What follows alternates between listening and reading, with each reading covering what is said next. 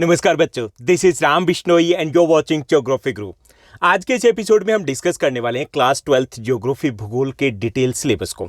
उसको एनालाइज करेंगे, क्या पढ़ना है क्या नहीं पढ़ना, कौन से टॉपिक मोस्ट इंपॉर्टेंट रहेंगे, कौन से चैप्टर है जिनके ऊपर हमें ज़्यादा फोकस करना है और क्या स्ट्रेटजी रहनी चाहिए जिससे हम इजिली 100 आउट ऑफ 100 स्कोर कर पाएँ क्लास 12th ज्योग्राफी में। तो सब कुछ हम डिस्कस करने वाले हैं। सबसे पहले तो हम कंपेयर कर लें कि क्लास 11th में हमने क्या पढ़ा था। क्लास 11th में हमारे पास फिजिकल ज्योग्राफी थी, भौतिक भूगोल हमने पढ़ा, जो थोड़ा सा आपको डिफिकल्ट लगा होगा क्योंकि बहुत सारी ऐसी टर्म थी जो पहली बार आपने पढ़ी, और पर्टिकुलरली वो डिफिकल्ट तब हो जाता है जब आपने ऑनलाइन स्टडी की हो। क्योंकि जब आप क्लासरूम में जाते हो, पहली बार आप ऑनलाइन स्टडी के थ्रू गए तो आपने उस वे से फोकस ना किया होगा।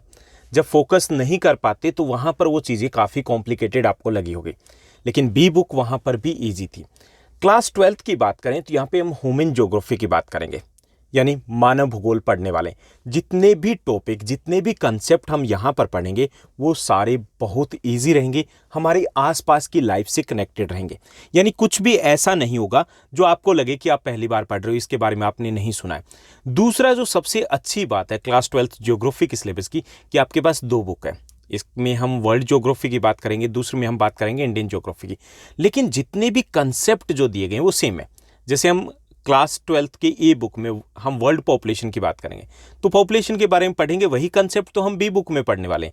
यहाँ पे माइग्रेशन यानी प्रवास की बात करेंगे और वहीं पे माइग्रेशन प्रवास की बात करेंगे। सिर्फ एग्जाम्पल चेंज होने हैं, वहाँ वर्ल्ड के एग्जाम्पल देने, वहाँ पे हमें इंडियन एग्जाम्पल्स देने, इतना ही डिफरेंस होगा। यानी सिलेबस कवर अप करना बहुत ईजी हो जाएगा। ओके, दूसरा बात करें कि क्लास 12th की ज्योग्राफी है, अगर हमें स्कोर के पॉइंट ऑफ व्यू से देखें, एग्जाम के पॉइंट ऑफ व्यू से, तो कितनी डिफिकल्ट है, कितनी ईजी है, कितना हम स्कोर कर सकते हैं।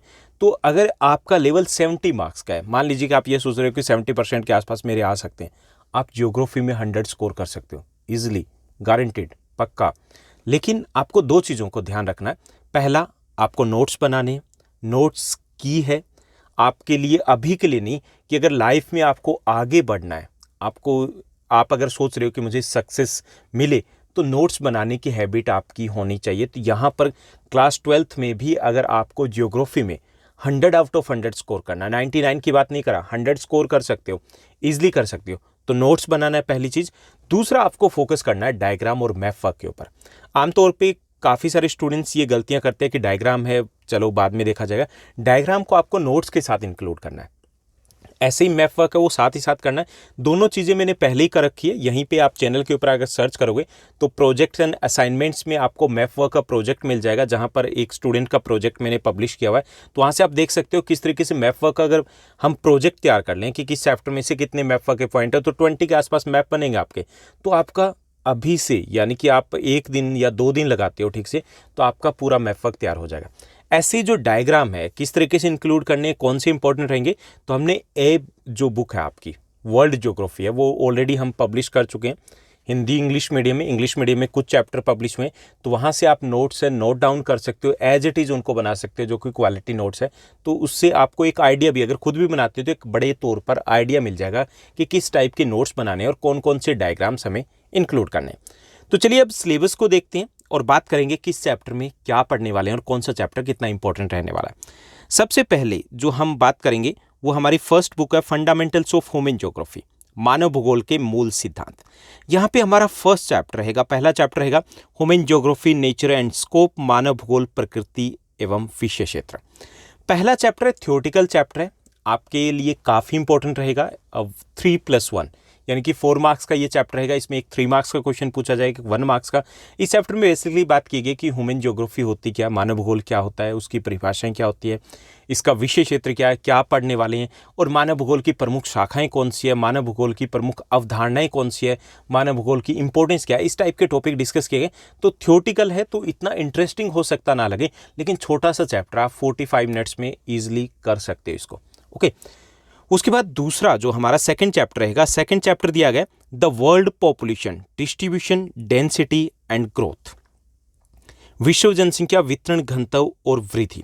ये चैप्टर आप क्लास 9th में कर चुके हो। क्लास 9 जियो का लास्ट चैप्टर था जिसमें आप पॉपुलेशन की बात कर चुके हो, तो कंसेप्ट सारे वही है।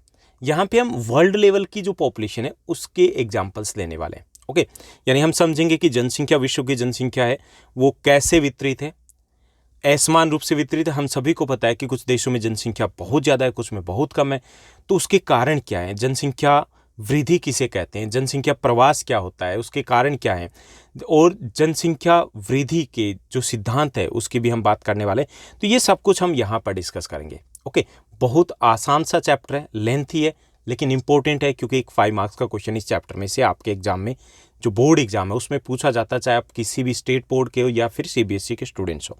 ओके, उसके बाद थर्ड चैप्टर रहेगा पॉपुलेशन कंपोजिशन। यानी ये जो चैप्टर है आपका 40 मिनट का है टोटल। पॉपुलेशन कंपोजिशन है, इसको अगर हम सेकंड चैप्टर के साथ इंक्लूड कर ले तो बेटर रहता। यहाँ पे छोटे छोटे कुछ टर्म्स की बात की गई, डीपली कुछ भी नहीं गया है।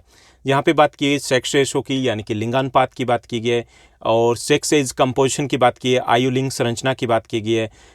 इसके साथ साथ जो स्ट्रक्चरल, जो ऑक्यूपेशनल स्ट्रक्चर है यानी व्यावसायिक संगठन है, उसकी बात की गई है। तो जो छोटे छोटे टर्म्स है जो सेकंड चैप्टर से रिलेटेड है वो थर्ड में दे दिए गए। ओके, ये सारे के सारे जो सेकंड, थर्ड, फोर्थ, फिफ्थ ये चैप्टर्स है वो हम बी बुक में भी पढ़ने वाले। तो यहाँ पे हम अगर अच्छे से फोकस करेंगे तो हमारा सिलेबस वो डबल होता जाएगा। उसके बाद हमारा फोर्थ चैप्टर रहेगा ह्यूमन डेवलपमेंट, मानव विकास। इसमें हम बात करेंगे मानव विकास होता क्या है। ओके, और मानव विकास को मापा कैसे जाता है। मानव विकास है, ह्यूमन डेवलपमेंट है, उसके पिलर्स कौन कौन से हैं, और इसमें हमें कौन से बिंदुओं के ऊपर फोकस करना है, कौन से पॉइंट्स हैं जिनके ऊपर फोकस करना है ताकि हम ह्यूमन डेवलपमेंट है वो इक्वल हो पाए। तो ये यहाँ से भी एक इम्पोर्टेंट 2 क्वेश्चन बनते हैं 5 मार्क्स के, उनमें से एक क्वेश्चन है काफ़ी बार आपके एग्जाम में रिपीट हो चुका है। ओके, तो छोटा सा चैप्टर है, अगर इसको हम फोकस करके करें तो 60 to 65 मिनट्स में एक चैप्टर किया जा सकता है, जैसा कि हमने किया है। हिंदी और इंग्लिश मीडियम दोनों में अवेलेबल है। तो 3 पार्ट्स में ये चैप्टर आपको अवेलेबल करवाया गया। तो 3 पार्ट्स में 65 मिनट्स का टोटल चैप्टर बना है। तो बेहद आसान है, कंसेप्ट को समझोगे मज़ा आएगा और काफ़ी कुछ नया सीखने को मिलेगा इस चैप्टर में। उसके बाद 5th चैप्टर रहेगा प्राइमरी एक्टिविटीज़। प्राइमरी एक्टिविटीज़ में हम समझेंगे कि इकोनॉमिक एक्टिविटीज़ क्या होती है, आर्थिक क्रियाएँ कौन सी होती है, और उसमें प्राइमरी, सेकेंडरी, टर्सरी एक्टिविटीज़ है इनकी बात करेंगे, और प्राइमरी एक्टिविटीज़ के ऊपर फोकस करेंगे, यानी कि प्राथमिक क्रियाएं, जिसमें हम बात करेंगे कृषि की, बात करेंगे हम शिकार की, संग्रहण की, ओके, जो गैदरिंग है उसकी हम बात करेंगे, और जो कृषि है उसमें भी बात करेंगे। इंटेंसिव फार्मिंग होती है, प्राइमिटिव फार्मिंग है, गहन जीविका निर्वाह कृषि है, जीविका निर्वाह कृषि है, जैसे कि आप क्लास 9th और 10th में पढ़ चुके हो, जो झूम कृषि है उसकी भी हम बात करेंगे। Okay, slash and burn agriculture की। साथ साथ हम बात करेंगे डिफरेंट टाइप ऑफ फार्मिंग, जैसे पशुपालन भी किया जाता है, पशुपालन भी चलवासी भी है और एक व्यापारिक कमर्शियल फार्मिंग भी होती है, उसकी भी हम बात करेंगे। तो ये सब कुछ जो कंसेप्ट है, लास्ट जो हमारा टॉपिक रहेगा माइनिंग, खनन, तो वो सब कुछ जो प्राइमरी एक्टिविटीज़ है जो जुड़ी हुई है किससे, प्रकृति से, उनकी हम बात करेंगे। तो ये भी एक इंपॉर्टेंट चैप्टर रहेगा, लेकिन बहुत आसान रहने वाला है। उसके बाद यहाँ पर 6th जो हमारा चैप्टर रहेगा सेकेंडरी एक्टिविटीज़।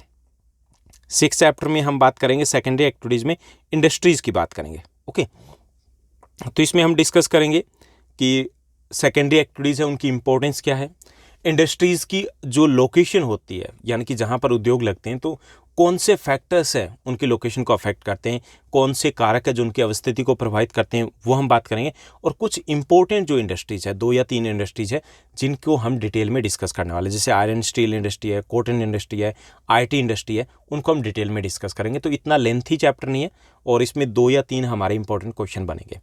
उसके बाद 7th जो हमारा चैप्टर रहेगा टर्सरी एंड क्वाटनरी एक्टिविटीज, तृतीयक और चतुर्थ क्रियाकलाप। तो यहाँ पर जो तृतीयक और चतुर्थ क्रियाकलाप है, साथ साथ हम पंचमक क्रियाकलाप की भी बात करेंगे, क्विनरी एक्टिविटीज़ की, यानी कि टर्सरी, क्वाटनरी और क्विनरी एक्टिविटीज़। चैप्टर में कुछ खास नहीं है, एग्जाम पॉइंट ऑफ व्यू से भी आपका एक 3 मार्क्स का या 1 मार्क्स का क्वेश्चन पूछा जा सकता है, उसके भी चांसेस काफ़ी कम है कि 3 मार्क्स का क्वेश्चन पूछा जाए। तो कुछ बेसिक से कंसेप्ट हम समझेंगे, जैसे टर्सरी एक्टिविटीज़ क्या है, क्वाटनरी एक्टिविटीज़ क्या है, क्विनरी एक्टिविटीज़ क्या है। इसमें हम साथ साथ बात करेंगे टूरिज़्म की, बेसिकली हम बात करेंगे जो एक इम्पॉर्टेंट टॉपिक बनेगा, ट्रेड की हम बात करेंगे, और कुछ नए कंसेप्ट है जैसे आउटसोर्सिंग है, उसको हम समझने की कोशिश करेंगे। तो ये कुछ नए कंसेप्ट, छोटे छोटे कंसेप्ट है जो हम समझेंगे, तो चैप्टर बेहद आसान रहने वाला है। ओके, लेकिन इतना इंपॉर्टेंट नहीं है। उसके बाद 8th जो हमारा चैप्टर है ट्रांसपोर्ट एंड कम्युनिकेशन, परिवहन एवं संचार। ये जो चैप्टर है इसमें हम परिवहन एवं संचार के विभिन्न साधनों की बात करेंगे। इसमें रेलवेज़, रोडवेज़, वाटरवेज़, एयरवेज़ सभी की बात करेंगे, और इंटरनेशनल जो इम्पोर्टेंट रूट्स है, चाहे वो वाटरवेज़ के हो, वाटरवेज में चाहे वो ओशियन के हो, चाहे वो इनलैंड वाटरवेज यानी कि नदी के या नहर जो निकाली गई है उनके रूट्स हों, चाहे वो इम्पोर्टेंट एयरपोर्ट हो, चाहे इम्पोर्टेंट रेलवे लाइन हो या इम्पोर्टेंट हाईवेज हो, वो भी हम देखने वाले हैं। ओके, तो सबसे पहले तो हम समझेंगे कि ये इनकी इंपॉर्टेंस क्या है, रेलवेज की, रोडवेज की, इन सभी की। ओके, उसके बाद इनकी कमियां क्या है, उसके बाद इंपॉर्टेंट जो हाईवेज या फिर रोडवेज या रेलवे रूट्स हैं उनको हमें डिस्कस करना है, और यही हमारा मैप वर्क के लिए भी काफ़ी इंपॉर्टेंट रहने वाला है। ओके, थोड़ा सा लेंथी रहेगा लेकिन आसान है, इंटरेस्टिंग चैप्टर है। उसके बाद हमारा 9th जो चैप्टर रहेगा हमारी फर्स्ट बुक में, उसमें हम बात करेंगे इंटरनेशनल ट्रेड की। ईजी है, छोटा सा चैप्टर है। इंटरनेशनल ट्रेड क्या होता है, और ट्रेड में हम इंपोर्ट एक्सपोर्ट की भी बात करेंगे। इंटरनेशनल ट्रेड को कौन से कारक है वो प्रभावित करते हैं, कौन से फैक्टर्स जो अफेक्ट करते हैं, और इंटरनेशनल ट्रेड है उसके चैलेंजेस क्या हैं, WTO की बात करेंगे। तो ये सब कुछ रहेगा हमारा 9th चैप्टर में, जो कि एक छोटा सा चैप्टर रहेगा। 10th हमारा चैप्टर रहेगा ह्यूमन सेटलमेंट, मानव बस्तियाँ। मानव बस्तियाँ क्या होती है, कितने प्रकार की होती है, ग्रामीण होती है, शहरी होती है, आकार के आधार पर अलग अलग प्रकार की होती है, ग्रामीण शहरी में क्या डिफरेंस है, ग्रामीण बस्तियों की समस्या क्या है, रूरल जो सेटलमेंट है और अर्बन सेटलमेंट है उनकी समस्या क्या है, तो ये डिस्कस करेंगे।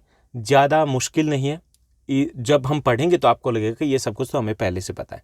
ओके, तो ये हमारा रहेगा 10th चैप्टर। अगर इन चैप्टर्स को, सभी चैप्टर्स को हम एक साथ करने की कोशिश करें तो ये सारा 20 घंटे का खेल है, just the game of 20 hours. 20 घंटे में आप इनको निपटा सकते हो। ओके, लेकिन हमें निपटाना नहीं है, धीरे धीरे करना है, क्योंकि एक चैप्टर अगर हम पर डे भी ना करें, हम 2 डेज़ में भी करें या 3 डेज़ में करें और नोट्स प्रिपेयर करें, वीकली भी करें, तो ये सोचिए कि कितने वीक में हमारा 10 वीक्स में हमारी पहली बुक हो जाती है। ओके, तो आप आराम से कीजिए, लेकिन जब जिस चैप्टर को आप करते हो उस चैप्टर को कंटिन्यूटी के साथ कीजिए। यानी कि हमने फर्स्ट पार्ट कर लिया, थोड़ा सा कर लिया, उसके बाद 2 दिनों का ब्रेक ले लिया, तो ऐसे करोगे तो आपको थोड़ी प्रॉब्लम आएगी। और नोट्स ज़रूर है, मस्ट बनाने हमें। उसके बाद हम बात करेंगे सेकंड बुक की। सेकंड बुक हमारी India people and economy, Bharat लोग और अर्थव्यवस्था। यहाँ पर सेम लगभग टॉपिक रहेंगे, कुछ टॉपिक को छोड़ करके वो हम डिस्कस करेंगे किस पॉइंट ऑफ व्यू से, इंडियन पॉइंट ऑफ व्यू से। इसमें हमारा पहला चैप्टर रहेगा population, distribution, density, growth, composition. वहाँ पे जो सेकंड चैप्टर कंपोजिशन अलग था वो भी यहीं पे ले आए। तो इसमें सेम कंसेप्ट रहेंगे, जनसंख्या वितरण, उसको प्रभावित करने वाले कारक, जनसंख्या घनत्व क्या होता है, और भारत में जनसंख्या वितरण के ऊपर हमें नोट लिखना है, जनसंख्या वृद्धि क्या होती है, प्रवास माइग्रेशन के लिए अलग चैप्टर दिया गया है। इसके साथ साथ संगठन, यानी कि हम लिंगानुपात की बात करेंगे, हम बात करेंगे लिटरेसी, साक्षरता दर की, व्यावसायिक संगठन की, और हमारा जो रिलीजियस कंपोजिशन है, धार्मिक संगठन की, तो वो सब कुछ हम समझेंगे इस चैप्टर में। कंसेप्ट सारे वही रहेंगे, सिर्फ एग्जाम्पल चेंज होंगे। उसके बाद सेकंड जो हमारा चैप्टर रहेगा migration, types, causes and consequences. इसमें प्रवास को हम समझेंगे, प्रवास क्या होता है, कितने प्रकार का होता है, क्यों होता है, इसमें अपकर्ष और प्रतिकर्ष यानी कि पुल और पुश फैक्टर्स कौन कौन से होते हैं, उसके वेरियस डायमेंशंस कौन कौन से होते हैं। ओके, डायरेक्शन प्रवास की कौन सी होती है, कारण क्या है और उसके परिणाम क्या है, तो ये हम डिस्कस करेंगे। यहाँ से एक इंपॉर्टेंट क्वेश्चन आमतौर पे एग्जाम में पूछा जाता है। ओके, उसके बाद थर्ड चैप्टर रहेगा ह्यूमन डेवलपमेंट, जो हम फर्स्ट बुक में कर चुके हैं, उससे सेम ही कंसेप्ट रहेंगे, थोड़े से एग्जाम्पल हम इंडियन लेवल के लेंगे कि इंडिया में ह्यूमन डेवलपमेंट के क्या हालात है। उसके बाद हमारा फोर्थ चैप्टर रहेगा ह्यूमन सेटलमेंट्स, जो हमारा 10th चैप्टर था ये बुक में, वो यहाँ पर फोर्थ रहेगा ह्यूमन सेटलमेंट्स। वही कंसेप्ट रहेंगे, थोड़े से पैटर्न यहाँ पर हम ज़्यादा करेंगे कि ह्यूमन सेटलमेंट किस पैटर्न का हो सकता है, ये कि लाइनियर हो सकता है, रेखीय हो सकता है, तारे के आकार का हो सकता है, यानी कि स्टार फॉर्म में हो सकता है, गोलाकार हो सकता है, तो वो कुछ फॉर्म अलग बात करेंगे, बाकी सब कुछ वही रहेगा। फिफ्थ जो हमारा चैप्टर है land resources and agriculture, chapter वही है जो फिफ्थ आपकी ए बुक में दिया गया है, वहाँ पर बात की गई है प्राइमरी एक्टिविटीज़ की। यहाँ पे टाइटल चेंज कर दिया गया, लैंड रिसोर्सेज एंड एग्रीकल्चर, भू संसाधन कृषि। तो यहाँ पर हम भू संसाधन की बात करेंगे और कृषि और उससे संबंधित एक्टिविटीज़ की बात करेंगे। यहाँ पे थोड़ा सा लगी है कि हम फसलों को डिस्कस करेंगे, जो 10th क्लास में आपने किया था, जैसे गेहूँ की बात की थी, चावल की बात की थी, या हमने पटसन गन्ना किया था, तो वो सारी फसलें भी हम डिस्कस करेंगे कि उनके लिए कौन कौन सी भौगोलिक आवश्यकताएं होती है, कितना उत्पादन होता है, कौन से स्टेट में होता है, तो वो अलग से डिस्कस करेंगे, जो आपके 5 मार्क्स के लिए इंपॉर्टेंट टॉपिक रहेगा। उसके बाद 6th चैप्टर रहेगा वाटर रिसोर्सेज। इस चैप्टर में हम बात करेंगे वाटर रिसोर्सेज, उससे जुड़ी हुई समस्याएं और जल संरक्षण, यानी कि वाटर कंजर्वेशन कैसे किया जा सकता है और क्यों करना चाहिए। ओके, 10th क्लास में आपने एक चैप्टर किया था, थर्ड चैप्टर था वाटर रिसोर्सेज, सेम वही चैप्टर है, कुछ एग्जाम्पल्स एक्स्ट्रा ऐड किए गए। उसके बाद 7th जो हमारा चैप्टर रहेगा यहाँ पर क्लास 12th में, वो रहेगा मिनरल्स एंड एनर्जी रिसोर्सेज, खनिज तथा ऊर्जा संसाधन। हमने क्लास 10th ज्योग्राफी में 5th चैप्टर पढ़ा था, खनिज तथा ऊर्जा संसाधन। ये लगभग वही चैप्टर है। खनिज क्या होते हैं, उसके टाइप्स की बात करेंगे, मिनरल्स कितने टाइप्स के होते हैं, और साथ साथ हम डिस्कस करेंगे उनके डिस्ट्रीब्यूशन के बारे में, और फिर एक एक करके इंपॉर्टेंट मिनरल्स को हम डिस्कस करने वाले हैं। आयरन ओर की बात करेंगे, बॉक्साइट की बात करेंगे, एल्यूमिनियम, कॉपर, और जो एनर्जी रिसोर्सेज है, ऊर्जा संसाधन है, उसमें हम बात करेंगे कोयले की, पेट्रोलियम की, प्राकृतिक गैस की, और जो नवीकरणीय ऊर्जा संसाधन, रिन्यूएबल एनर्जी रिसोर्सेज है, ओके, उनको हम डिस्कस करने वाले हैं। तो वो सब कुछ हम परंपरागत, गैर परंपरागत, जैसे सौर ऊर्जा है या पवन ऊर्जा है, वो सब कुछ हम डिस्कस करेंगे जो 10th क्लास में कर चुके हैं। इंपॉर्टेंट टॉपिक है, इंपॉर्टेंट चैप्टर है, लेकिन बहुत ईजी है। 8th हमारा चैप्टर रहेगा मैन्युफैक्चरिंग इंडस्ट्रीज। ये भी क्लास 10th जियो से लिया गया। क्लास 10th जियो में भी हमने चैप्टर किया था, 6th चैप्टर था विनिर्माण उद्योग। तो यहाँ पर भी हमारा विनिर्माण उद्योग वही चैप्टर रहेगा। इसमें बात करेंगे इंडस्ट्रीज़ की, जैसा कि हम ए बुक में सेकेंडरी एक्टिविटीज़ में करने वाले।